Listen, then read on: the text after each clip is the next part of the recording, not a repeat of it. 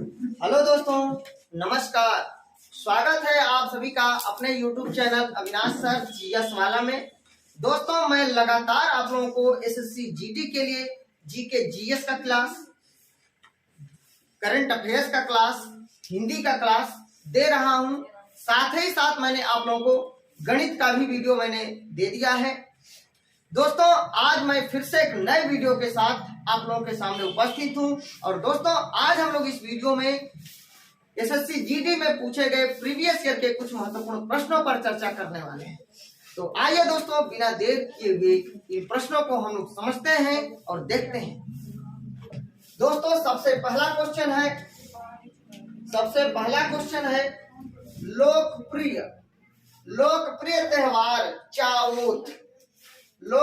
त्योहार चाओत भारत के किस राज्य से संबंधित है? तो दोस्तों,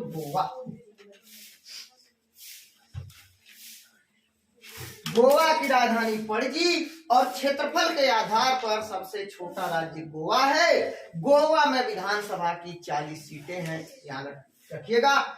और दोस्तों, गोवा में लोकसभा की कितनी सीटें हैं? 2 सीटें हैं। ममेत्री, अरुण, गो, मणिपुर, मेघालय, त्रिपुरा, अरुणाचल, गोवा में लोकसभा की 2-2 सीटें हैं, तो ध्यान रखिएगा। तो चाओत त्योहार भारत के गोवा राज्य में मनाया जाता है, याद रखिएगा। गोवा की राजधानी पणजी। दूसरे क्वेश्चन की बात करते हैं। लोसांग या लोसुंग त्योहार भारत के किस राज्य में मनाया जाता है? दोस्तों, सिक्किम। और सिक्किम की राजधानी है गंगटोक। दोस्तों, 35वें संविधान संशोधन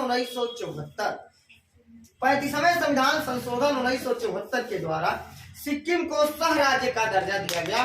उस समय प्रधानमंत्री इंदिरा गांधी थी और फखरुद्दीन अली अहमद हमारे देश के राष्ट्रपति थे।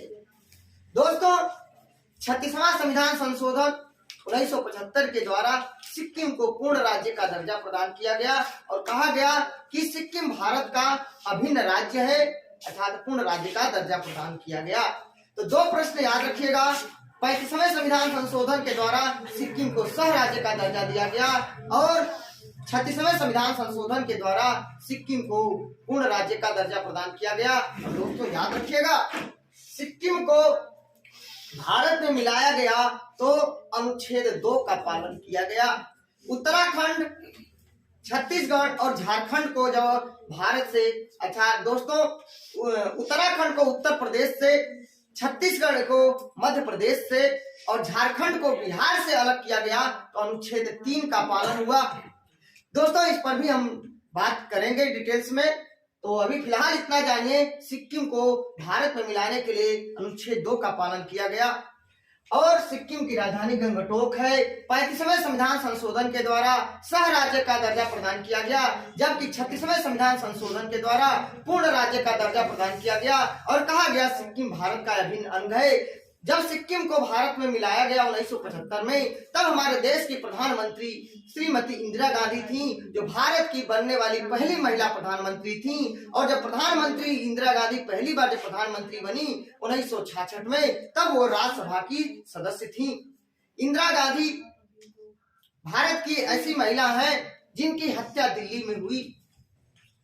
दोस्तों, उसके बाद मैं आपको बता दूं, 1975 में जब सिक्किम राज्य बना, तब राष्ट्रपति फखरुद्दीन अली अहमद थे, याद रखिएगा। 1975 में सिक्किम राज्य बना।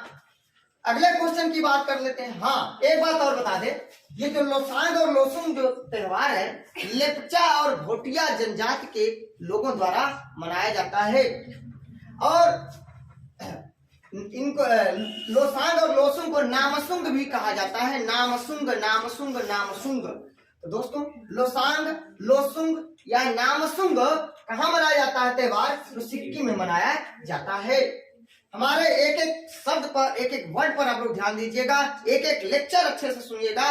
ये सारे प्रश्न आपके एसएससी जीडी में पूछे गए हैं और बहुत सारे प्रश्न मैंने आपको पहले ही बता दिया है। देखते हैं, ग्रीडा नामक लोक नृत्य भारत के किस राज्य में मनाया जाता है? दोस्तों, मध्य प्रदेश में। मध्य प्रदेश की राजधानी भोपाल है। मध्य प्रदेश की राजधानी भोपाल है। मध्य प्रदेश में लोकसभा की कितनी सीटें हैं? 29 सीटें हैं। मध्य प्रदेश में लोकसभा की 29 सीटें हैं। कर्नाटक में लोकसभा की 28 सीटें हैं। कर्नाटक में राज्यसभा की 12 सीट। कर्नाटक में राज्यसभा की 12 सीट है। कर्नाटक में लोकसभा की 28 सीट है। एमपी में लोकसभा की 29 सीटें हैं और एमपी में राज्यसभा की 11 सीटें हैं। गुजरात में 11 सीटें हैं। आंध्र प्रदेश में 11 सीटें हैं। हमारे एक एक वर्ड पर ध्यान रखिएगा। हम कम समय में ज्यादा मैटर प्रोवाइड करने की कोशिश करेंगे। और दोस्तों लेक्चर सुनिए, ध्यान से सुनिए, एक एक वर्ड पर ध्यान रखिएगा, क्योंकि जितना क्वेश्चन इस पर लिखा गया है 25 क्वेश्चन तो हम कवर करने ही वाले हैं। इसके अलावा जितना मैं बोल दूं, जितना हमारे दिमाग में आ जाएगा उतना बोल दूं, उतना जरूर अपने दिमाग में फिट कर लीजिएगा, क्योंकि सारे पेपर के दृष्टिकोण से महत्वपूर्ण प्रश्न होंगे। क्योंकि हर वक्त हर चीज नहीं निकलता है, और जो चीज निकल गया तो समझ लीजिए वो मोस्ट इंपॉर्टेंट है। आगे बात करते हैं। रेगिस्तानी क्षेत्र में सामान्य रूप में किस प्रकार की वनस्पति पाई जाती है? तो दोस्तों झाड़ी। रेगिस्तानी क्षेत्र में सामान्य रूप से किस प्रकार की वनस्पति पाई जाती है? झाड़ी। अगले क्वेश्चन की बात करते हैं। भारतीय राष्ट्रीय कांग्रेस का प्रथम अंग्रेज अध्यक्ष कौन था? तो दोस्तों जॉर्ज यूल। और दोस्तों ये 1888 में प्रयागराज इलाहाबाद की अध्यक्षता किया था जॉर्ज यूल। और क्वेश्चन आपसे थोड़ा सा घुमा देगा तो आप लोग फंस जाओगे। क्वेश्चन कह देगा भारतीय राष्ट्रीय कांग्रेस का प्रथम यूरोपीय अध्यक्ष कौन था? तो दोस्तों जॉर्ज यूल। यूरोपीय कह लीजिए, अंग्रेज कर दीजिए, जॉर्ज यूल। कब बना था? 1888 में। क्वेश्चन कई प्रकार से पूछे जा सकते हैं। क्वेश्चन पूछा जा सकता है कि कांग्रेस का प्रथम अंग्रेज अध्यक्ष कौन था? George Yule. कांग्रेस का 1888 में अध्यक्ष कौन था? George Yule. कांग्रेस का 1888 में प्रयागराज में जो अध्यक्षता किसने की थी? जॉर्ज यूल ने की थी। तो इतने सारे प्रश्न बन सकते हैं, ध्यान रखिएगा। दोस्तों जब डिटेल्स में पढ़ाएंगे तो मैं और भी जो कांग्रेस के अंग्रेज अध्यक्ष बने हैं उनके बारे में मैं बता दूंगा। लगातार 12 अध्यक्षों का मेरे पास ट्रिक है। बकमई बकना इलाम पुक बन रोजी बजा बेड फिर आनंद अल्फ्रेसु सयानी। अध्यक्षों का, इन स्थानों का नाम है बकमई बकना इलाम पुक। उनके अध्यक्षों का नाम है बन रोजी बजा बेड फिर आनंद अल्फ्रेसु सयानी। ये 12 अध्यक्ष हैं। अरे 12 स्थान है बकमई बकना इलामपुर। इसको हम डिटेल्स में करा देंगे आप लोगों को। तब तक के लिए इसको पढ़ते हैं, आगे देखते हैं। कौन सा स्मारक उत्तर प्रदेश के लखनऊ में स्थित है? बड़ा इमामबाड़ा।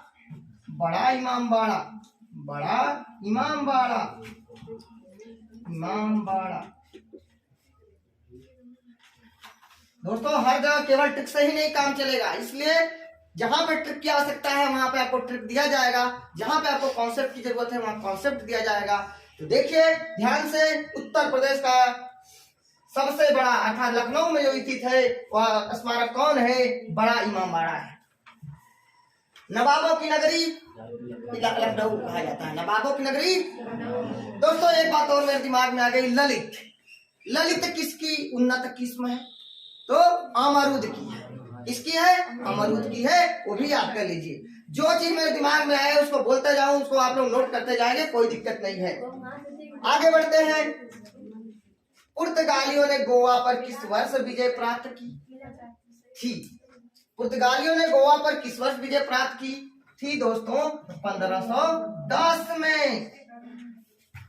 यूसुफ आदिल शाह को पुर्तगालियों ने हरा दिया था।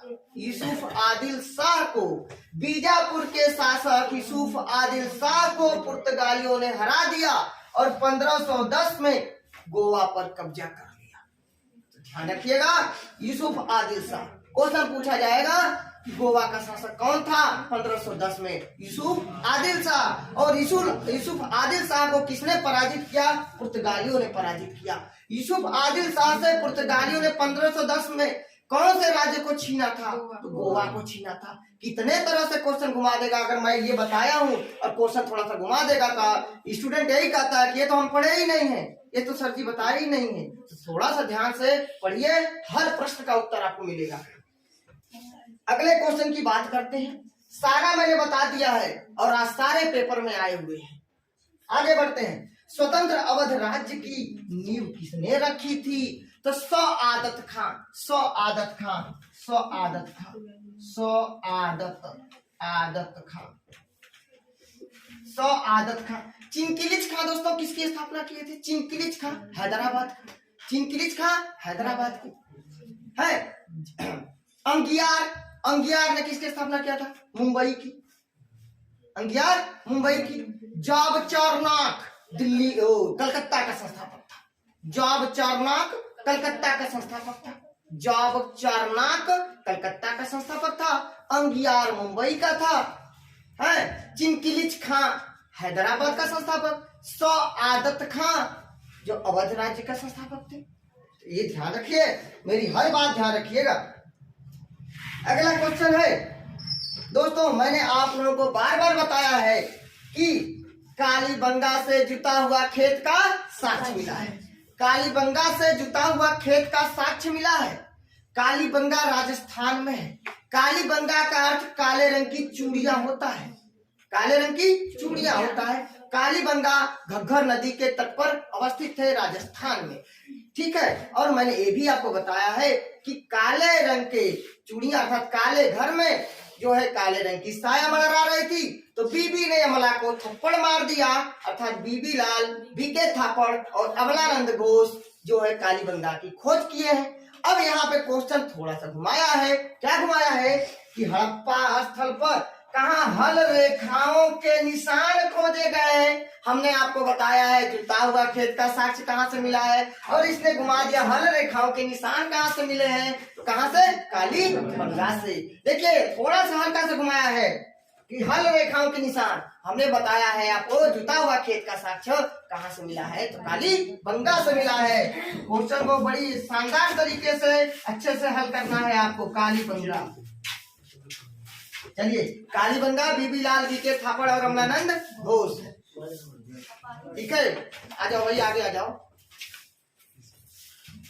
बीबी लाल बीके थापड़ और अमलानंद घोष कालीबंगा की खोज किए थे, याद रखिएगा। चलिए आगे बढ़ते हैं हम लोग। हड़प्पा और मोहनजोदड़ो की खोज। हड़प्पा की खोज दोस्तों 1921 में दयाराम साहनी ने की थी। और भी नाम है, माधव स्वरूप वत्स है। ठीक है, लेकिन हम नहीं बताएंगे। जितनी आपको जरूरत है उतना ही आप सीखो। अभी आपके इस एसएससी जीडी के लिए एक ही नाम आपके लिए पर्याप्त है, दयाराम साहनी। और दूसरा मोहनजोदड़ो की खोज राखाल दास बनर्जी किए थे 1922 में। दोस्तों हरा रंग याद कर लो। ह से हड़प्पा, आरा से रावी नदी। हड़प्पा रावी नदी के तट पर अवस्थित है। मोहनजोदड़ो, मौसी के घर चले जाइए तो मो से मोहनजोदड़ो, आसी से सिंधु याद हो जाएगा। मौसी के घर जाना है तो मौसी हो गया भैया, तो मोहनजोदड़ो और सिंधु तो याद रखिएगा। मोहनजोदड़ो सिंधु नदी के तट पर अवस्थित है। दोस्तों एक बात और याद कर लीजिएगा, हड़प्पा और मोहनजोदड़ो पाकिस्तान में है। अरे हड़प्पा से R37 कब्रिस्तान मिला है। हड़प्पा से R37 कब्रिस्तान मिला है, लेकिन मोहनजोदड़ो से महान स्नानागार मिला है। हड़प्पा से अन्नागार मिला है। हड़प्पा से अन्नागार मिला है, लेकिन मोहनजोदड़ो से महान स्नानागार मिला है। ये याद रखिएगा। कांसे की नर्तकी मोहनजोदड़ो से डांसिंग गर्ल, डांसिंग गर्ल कांसे की मूर्ति है, तो ध्यान रखिएगा। तो एक एक बात याद रखिएगा। बनावली कहाँ है? तो बनावली हरियाणा में है। राखी गढ़ी कहाँ है? हरियाणा में है। राखी गढ़ी हरियाणा में है। और भारत का सबसे बड़ा स्थल कौन है? राखी गढ़ी। हड़प्पा सभ्यता का सबसे बड़ा स्थल हड़प्पा, हड़प्पा के बाद मोहनजोदड़ो। लेकिन अगर कहेगा भारत में हड़प्पा सभ्यता का सबसे बड़ा स्थल राखी गढ़ी, राखी गढ़ी। तो इस तरह से आप लोग पढ़िए, स्मार्ट पढ़ाई करिए। स्मार्ट तरीके से पढ़ाई करेंगे, निश्चित रूप से आपको सक्सेस मिलेगा। आगे बढ़ते हैं।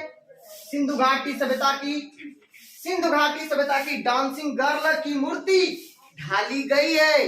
अभी मैंने बताया है कांसे में, यानी कांस्य युगीन, और क्वेश्चन पूछ दिया गया है डांसिंग गर्ल, और हमने आपको बताया है कांसे की मूर्ति। कांस्य की मूर्ति कहाँ से मिला है भैया? कांसे की मूर्ति कहाँ से मिला है? मोहन जोदड़ो से। इसने पूछा है सिंधु घाटी सभ्यता की डांसिंग गर्ल मूर्ति किसकी बनी हुई है? कांसे की। यहाँ पे भरेंगे कांसे या कांस्य, कांसे में या कांसे में ढाली गई है। अगला क्वेश्चन, कालिदास द्वारा रचित नाटक अभिज्ञान शाकुंतलम। 2 प्रश्न बन गया। अभिज्ञान शाकुंतलम के लेखक कौन है? कालिदास। और कालिदास शुद्ध ऐसे ही लिखा जाएगा, ल में बड़ी का मात्रा मत दीजिएगा। एक पंथ दुई काज, आम के आम गुठलियों के दाम। यहाँ पे समझिएगा कि एक चीज हम पढ़ रहे हैं जीके जीएस, लेकिन उसमें हमने आप बता दिया कालिदास शुद्ध लिखा जाएगा ऐसे, लॉ में छोटी का मात्रा। और कालिदास ने किसकी रचना की है? अभिज्ञान शाकुंतलम की। ये नाटक है। और अभिज्ञान शाकुंतलम में किसकी कहानी है? प्रेम कथा है शकुंतला की और राजा दुष्यंत की। राजा दुष्यंत की, दुष्यंत, राजा दुष्यंत की, याद रखिएगा। आगे बढ़ते हैं। उष्मा के सबसे अच्छे चालक कौन है? दोस्तों उष्मा के सबसे अच्छे चालक कौन है? तो याद कर लीजिए, चांदी और तांबा। चांदी और तांबा, चांदी और तांबा, चांदी और तांबा। और दोस्तों जब हमने आपको बता दिया था उष्मा के सबसे अच्छे चालक कौन है, सुचालक कौन है, तो भैया हम कुचालक भी बता देंगे कि सबसे अच्छे कुचालक कौन है। तो याद रखिएगा, पारा और शीशा, पारा और शीशा, Hg और Pb, Hg और Pb, Hg और Pb।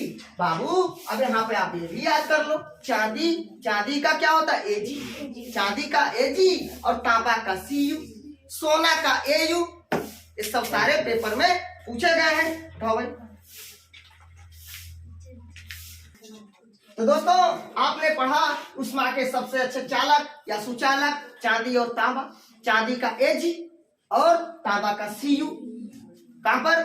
सोना का Au, कार्बन का C पढ़ लो, कैल्शियम का Ca पढ़ लो, सोना का Au पढ़ लो, ठीक है। और उष्मा के सबसे अच्छे कुचालक पारा Hg है, शीशा Pb है।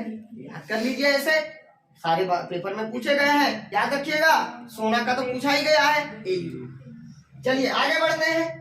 विधि के समक्ष समता का किस अनुच्छेद में उल्लेख किया गया है? अनुच्छेद 14 में। विधि के समक्ष समता का अधिकार अनुच्छेद 14 में। समानता का अधिकार दोस्तों 14 से 18 में है। समानता का अधिकार कहां से कहां तक है? 14 से 18 में है। विधि के समक्ष समता का अधिकार अनुच्छेद 14 से लेकर के 18 में है। 14 में कहा है विधि के समक्ष समता का अधिकार। 15 में है मूल वंश धर्म जाति के आधार पर भेदभाव नहीं किया जाएगा। 16 में लोक नियोजन अवसर की समानता, अवसर की समानता लोक नियोजन। और 17 में है अस्पृश्यता का अंत, छुआछूत का अंत, छुआछूत का अंत, छुआछूत का अंत। ठीक है भैया, विधि के समक्ष समता का अधिकार 14 में मूल वंश धर्म जाति के आधार पर भेदभाव नहीं किया जाएगा। 15 में 16 में लोक नियोजन या अवसर की समानता। 17 में अस्पृश्यता का अंत यानी छुआछूत का अंत। 18 में उपाधियों का अंत, पद्म भूषण वगैरह जो भी दिया जाता है वो अनुच्छेद 18 का पालन किया जाता है। 19 में है प्रेस की स्वतंत्रता, प्रेस की स्वतंत्रता, बोलने की स्वतंत्रता। अभी इतना ही बता देते हैं। अगला है अस्पृश्यता का अंत, अनुच्छेद 17 दोस्तों याद रखिएगा। आगे बढ़ देते हैं।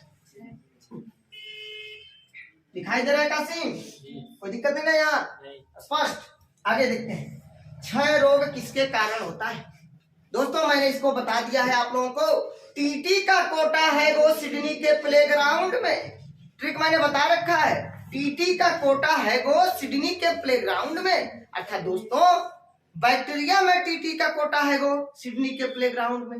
बैक्टीरिया में टीटी का कोटा है वो सिडनी के प्लेग्राउंड में। बैक्टीरिया से बैक्टीरिया जीवाणु हो गया, टी से टीबी हो गया, टी से टिटनस हो गया, का से काली खांसी हो गया, है का कोटा, को से कोढ़ रोग हो गया, टा से टाइफाइड हो गया, कोटा है से हैजा हो गया, गो से गोनोरिया हो गया, सी से सिफिलिस हो गया, डी से डिप्थीरिया हो गया, नी से निमोनिया हो गया, सिडनी के प्लेग्राउंड में प्ले से प्ले रोग हो गया। तो दोस्तों ये सभी बैक्टीरिया से होने वाले रोग हैं। तो भैया आप लोगों को मैंने बता दिया टीटी का कोटा है वो सिडनी के प्लेग्राउंड में। और दोस्तों 6 रोग को ही टीओ कहा जाता है, टीबी कहा जाता है, ट्यूबरकुलोसिस, 6 रोग को ही तपेदिक कहा जाता है, याचमा कहा जाता है। यानी टीबी रोग जो होता है ना उसी को ही कहते हैं तपेदिक, उसी को कहते हैं क्षय, उसी को कहते हैं याचमा। तो याद करिए 6 रोग किसके कारण होता है? तो बैक्टीरिया के कारण।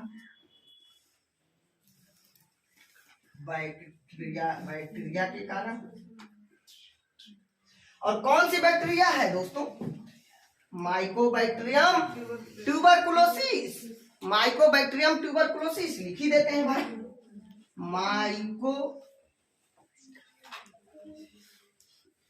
माइकोबैक्टीरियम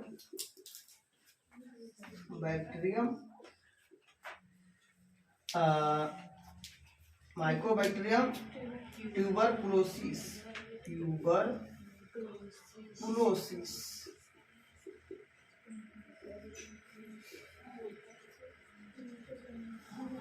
मादा एनाफिलीज मच्छर के काटने से आपका मलेरिया होता है। रोनाल्ड रास ने बताया था, ये भी याद कर लीजिए।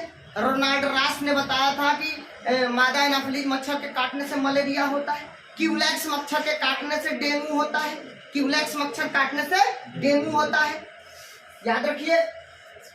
तो आपने ये पढ़ लिया कि 6 रोग किसके कारण होता है? बैक्टीरिया के कारण। उस बैक्टीरिया का नाम है माइकोबैक्टीरियम ट्यूबरकुलोसिस। दोस्तों आगे देखते हैं। हाँ, 6 रोग जो है इनकी खोज करता कौन है? Robert Koch. दोस्तों याद कैसे होगा इनके खोजकर्ता का? ट्रेन में बस में यात्रा करते हैं, उसको मान लीजिए वो कोच है एक तरह से, और उसमें टीवी लगा हुआ है, टीवी देख रहे हैं। तो टीवी उसका खोज, वो टीवी देखने वाला नहीं, वो देखने वाले टीवी की खोज J.L. बेयर्ड ने किया था। देखने वाला जो टीवी है ना, टेलीविजन, उसकी खोज J.L. बेयर्ड ने किया था। लेकिन ये जो रोग है टीबी, इसकी खोज रॉबर्ट कोच ने किया था, याद रखिएगा। तो अगला क्वेश्चन है स्वर्ण जयंती ग्राम स्वराज योजना SGSY। कभी आपको ना यही सिंपल देगा, SGSY का फुल फॉर्म बताओ। तो भैया स्वर्ण जयंती ग्राम स्वराज योजना, स्वर्ण जयंती ग्राम स्वराज योजना SGSY का फुल फॉर्म होगा। और इसकी शुरुआत कब हुआ? तो दोस्तों याद रख लीजिए बच्चों, 1 अप्रैल 1999 को हुआ था। 1 अप्रैल 1999 को हुआ था और पेपर में आ चुका है ये। अगला क्वेश्चन की बात करते हैं। इंडिया डिवाइडेड और अल हिलाल अबुल कलाम आजाद। मौलाना, इनका पूरा नाम मौलाना अबुल कलाम आजाद। भाई मौलाना अबुल कलाम आजाद। दोस्तों आइए मौलाना अबुल कलाम आजाद के बारे में जानते हैं। ये स्वतंत्र भारत के अर्थात दोस्तों पहले शिक्षा मंत्री थे मौलाना अबुल कलाम आजाद। 1947 के जो मंत्रिमंडल था उसमें ये शिक्षा मंत्री थे अबुल कलाम आजाद। और सबसे युवा कांग्रेस अध्यक्ष 1923 में दिल्ली अधिवेशन की अध्यक्षता किए थे मौलाना अबुल कलाम आजाद। याद रखिएगा, कांग्रेस का सबसे युवा अध्यक्ष कौन था? मौलाना अबुल कलाम आजाद। कब? 1923 में दिल्ली के विशेष अधिवेशन की अध्यक्षता की थी।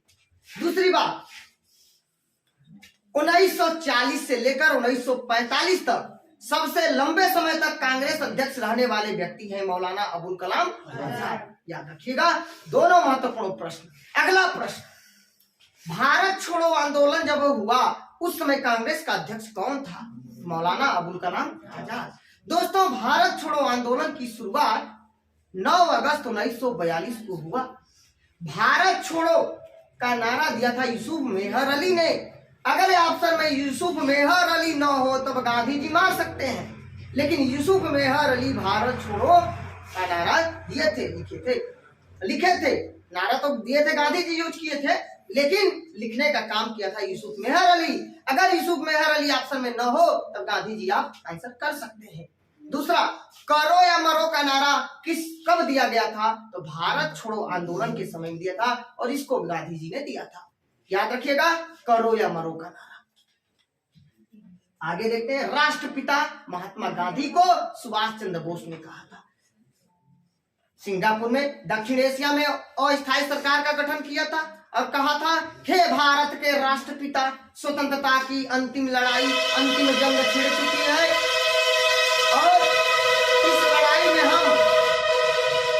और इस लड़ाई में हम आपके आशीर्वाद के हम आकांक्षी हैं, शुभकामनाओं के आकांक्षी हैं, मुझे आशीर्वाद दीजिए हे भारत के राष्ट्रपिता। तब गांधी जी ने कह दिया, देशभक्तों का देशभक्त सुभाष चंद्र बोस को। देशभक्तों का देशभक्त सुभाष चंद्र बोस को किसने कहा? गांधी जी ने कहा। देश नायक सुभाष चंद्र बोस को किसने कहा? रविंद्रनाथ टैगोर साहब ने कह दिया। और याद रखिए, महान प्रहरी रविंद्रनाथ टैगोर को गांधी जी ने कह दिया। शहीद आजम भगत सिंह और कायदे आजम मोहम्मद अली। शहीद आजम भगत सिंह, कायदे आजम मोहम्मद अली, सीमांत गांधी, फ्रंटियर गांधी, फक्र अफगान बादशाह गांधी, मौलाना अब्दुल गफ्फार खां, सीमांत गांधी, फ्रंटियर गांधी, बादशाह गांधी, फक्र अफगान, ये जो है अब्दुल गफ्फार खां। लाल कुर्ती आंदोलन के प्रणेता अब्दुल गफ्फार खां, याद रखिएगा। आगे बढ़ते हैं, बाबू इंडिया मीन्स फ्रीडम, अल हिलाल के लेखक Maulana Abul Kalam Azad. India divided, doctor Rajendra Prasad.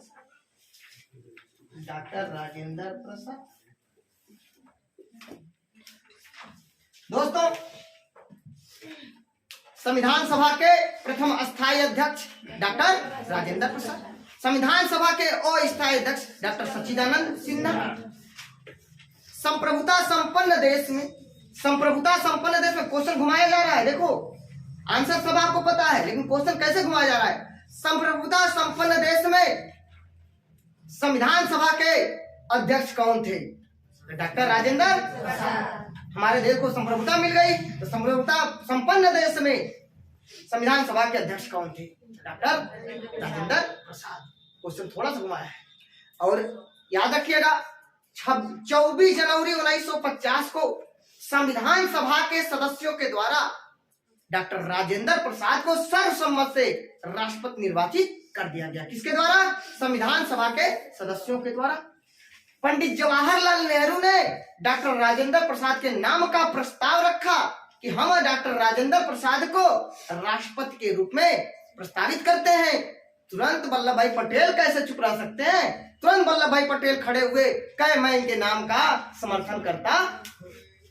तो याद रखिएगा, राष्ट्रपति के रूप में डॉक्टर राजेंद्र प्रसाद के नाम का प्रस्ताव रखा था पंडित जवाहरलाल नेहरू ने, जबकि उनके नाम का समर्थन किया था सरदार वल्लभ भाई पटेल ने, जिन्हें भारत का बिस्मार्क कहा गया, लौह पुरुष कहा गया, सरदार वल्लभ भाई पटेल। कर मत दो, नो टैक्स कैंपेन का नारा किसने दिया? सरदार वल्लभ भाई पटेल। याद रखिएगा, नो टैक्स कैंपेन का नारा किसने दिया? सरदार वल्लभ भाई पटेल ने दिया। याद रखना। आगे बढ़ते हैं, एग्जाम वॉरियर्स, हमारे देश के प्रधानमंत्री जी ने लिखा है इसको, नरेंद्र दामोदर दास मोदी।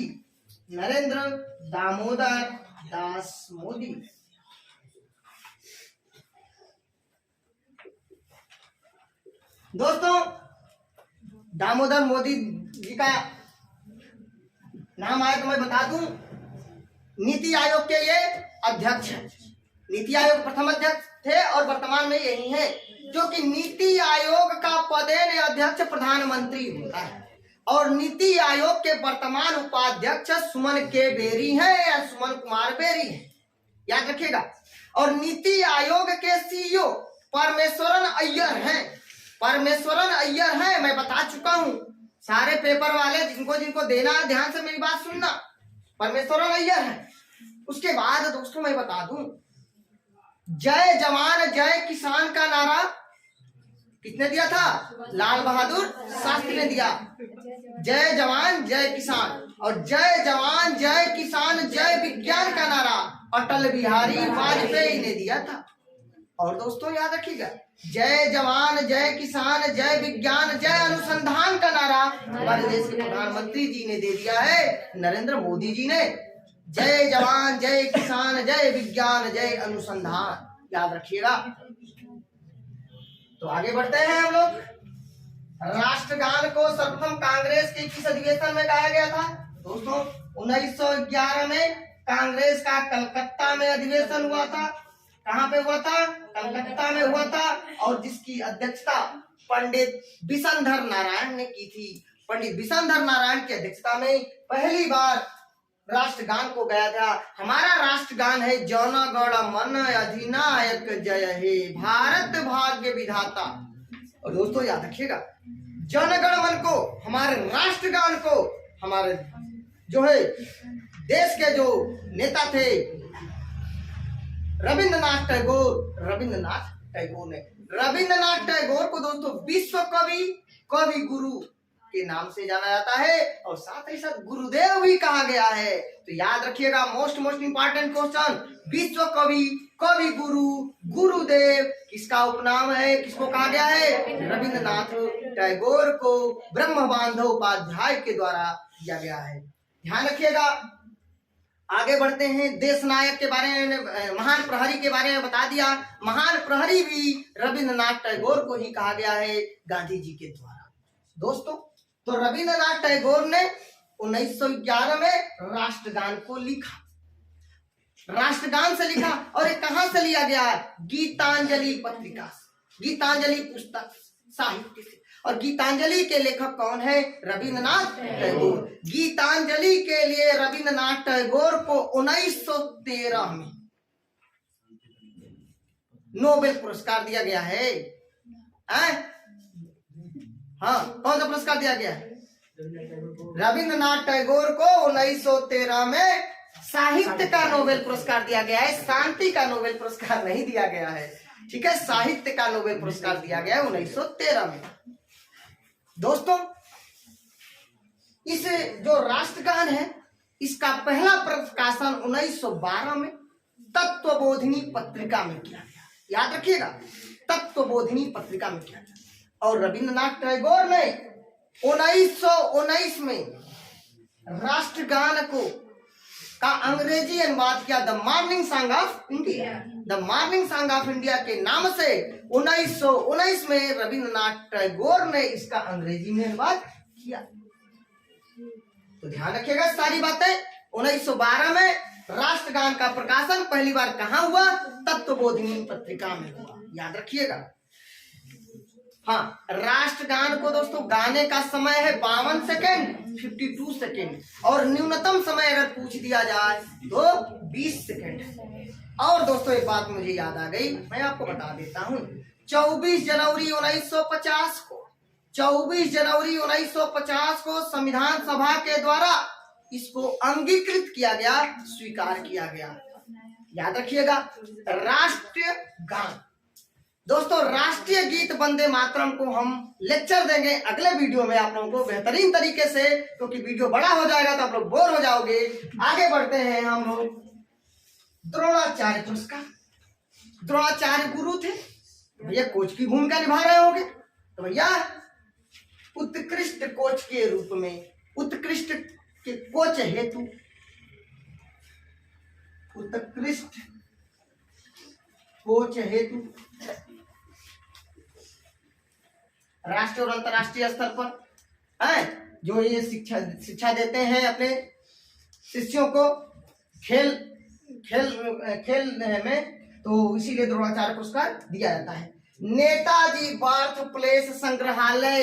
नेताजी उपनाम है सुभाष चंद्र बोस का। नेताजी हिटलर ने कहा है, नेताजी हिटलर ने कहा है। और याद रखना, जय हिंद दिल्ली चलो का नारा सुभाष चंद्र बोस। तुम मुझे खून दो, मैं तुम्हें आजादी दूंगा। तुम मह्यम रक्तम देहिम अहम तुम संततायाह दास्यामि, ये कहा है सुभाष चंद्र बोस के द्वारा कहा गया है। याद रखिएगा। और कभी कभी ऐसा भी दे करके पूछा जा सकता है पेपर में, क्योंकि हिंदी का पेपर है, हिंदी में भी आपका कुछ आ सकता है, तो ध्यान रखिएगा।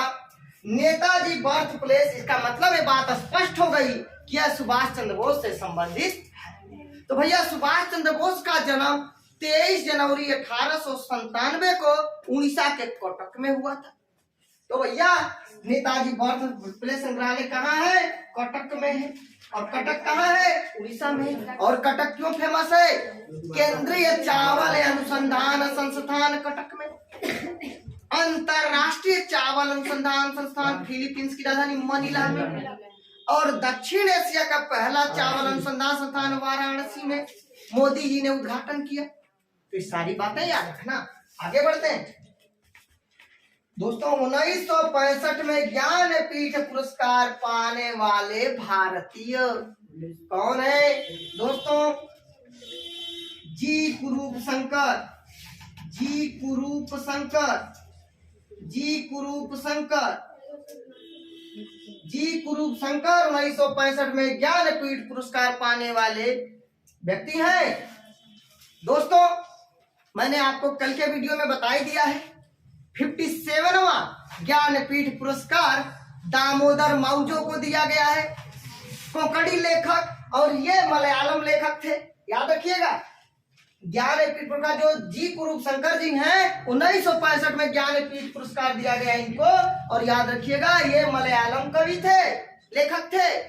लेकिन जो 57वां जो दिया गया है, कल के वीडियो में मैंने आपको बता रखा है, दामोदर माउजो, दामोदर माउजो कोंकणी भाषा के लेखक हैं, उनको पुरस्कार दिया, उनको ज्ञानपीठ पुरस्कार दिया गया है। दोस्तों संयुक्त राष्ट्र संघ का मुख्यालय कहाँ है? दोस्तों संयुक्त राष्ट्र संघ का की स्थापना कब हुआ और मुख्यालय कहाँ है? इसका आंसर मुझे आप लोग कमेंट बॉक्स में देंगे। इसका आंसर क्या होगा? इसका आंसर हम कमेंट बॉक्स में इस प्रश्न का उत्तर का इंतजार करेंगे। देखते हैं कितने लोग आंसर देते हैं, सही सही उत्तर देते हैं। और जो सही सही उत्तर देगा उसका नाम अगले वीडियो में लिया जाएगा, उसका नाम अगले वीडियो में बताया जाएगा कि फला व्यक्ति ने, फला स्टूडेंट ने, फला विद्यार्थी ने जो है इसका आंसर सही बताया है और क्या बताया है। दोस्तों अगर आप लोग चाहते हैं स्क्रीनशॉट लेना तो स्क्रीनशॉट ले सकते हैं, ले लीजिए। दोस्तों मिलते हैं नेक्स्ट वीडियो में, तब तक के लिए नमस्कार, धन्यवाद।